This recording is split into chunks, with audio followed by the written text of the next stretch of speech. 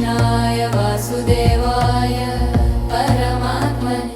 ప్రియ భక్తులారా, క్లుప్తంగా కార్తీక పురాణం కార్యక్రమానికి స్వాగతం. పవిత్ర కార్తీక మాసంలో ఇవాళ మొదటి రోజు.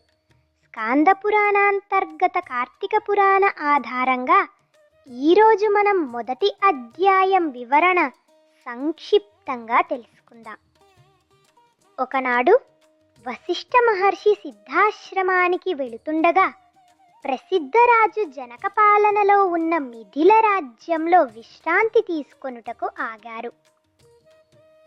ఆ జనక మహారాజు భక్తితో వశిష్ఠ మహర్షి పాదాలను కడిగి సకల మర్యాదలతో ఆహ్వానించాడు. రాజసభలో స్థిరపడిన తరువాత జనకుడు వంగి నమస్కరించి ఇలా అడిగాడు: పరమ పూజ్యులైన మునివర్య, మహాసముద్రాలను మించిన జ్ఞానం కలిగిన మీరు దయచేసి మాకు కార్తీక మాసం యొక్క ప్రాముఖ్యత, దేవతల నుండి మనుష్యుల వరకు అన్నింటికంటే ఎక్కువగా ఈ మాసమునకు ప్రాముఖ్యత ఎందుకు ఇస్తారు అనే విషయములను వివరించండి స్వామి. మహర్షి వశిష్ఠుడు ఆప్యాయతతో ఇలా వివరించసాగారు: న కార్తీక సమో మాసో న కృతేన సమం యుగం, న వేద సదృశం శాస్త్రం, న తీర్థం గంగయా సమం. ఓ జనక, నదులలో గంగానది ప్రధానమైనట్లే మాసములలో కార్తీక మాసం గొప్పది.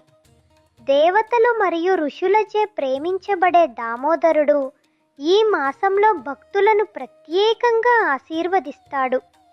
నారాయణుడికి సమర్పించే ప్రతి దీపం, ఇంకా తెల్లవారుజామునే లేచి ఆచరించు స్నానం, భక్తి విశ్వాసాలతో చేసే సాధారణ ప్రార్థన కూడా లెక్కలేనన్ని జన్మాంతర పాపములను నశింపచేసి విముక్తిని ప్రసాదిస్తుంది. ఈ విధంగా మిథిల ఆస్థానంలో మహర్షి వశిష్ఠ జనక మహారాజుల మధ్య సంభాషణ ప్రారంభమవుతుంది. జనకుడి ప్రశ్నలు, వాటికి వశిష్ఠ మహాముని మహోన్నతమైన సమాధానాలతో కార్తీక మాసంలో చేసే ప్రతి భక్తి చర్య, వేసే ప్రతి అడుగు మోక్ష మార్గం వైపు ఒక అడుగు అని మనకు గుర్తు చేస్తుంది. కాబట్టి ప్రియమైన భక్తులారా, ఈరోజు వశిష్ఠ మహర్షి అందించిన నిజమైన సారాంశం ఇది. కార్తీక మాసం అనేది తరగని పుణ్యానికి ద్వారం.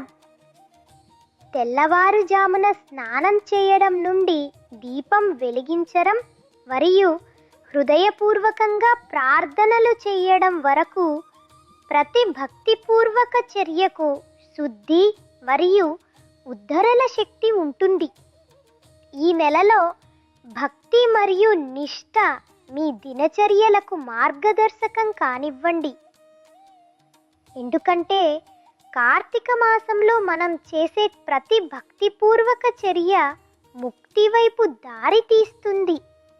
మొదటి అధ్యాయం సంపూర్ణం. రేపు మరలా రెండవ అధ్యాయంతో కలుసుకుందాం. కృష్ణాయ వాసుదేవాయ పరమాత్మనే.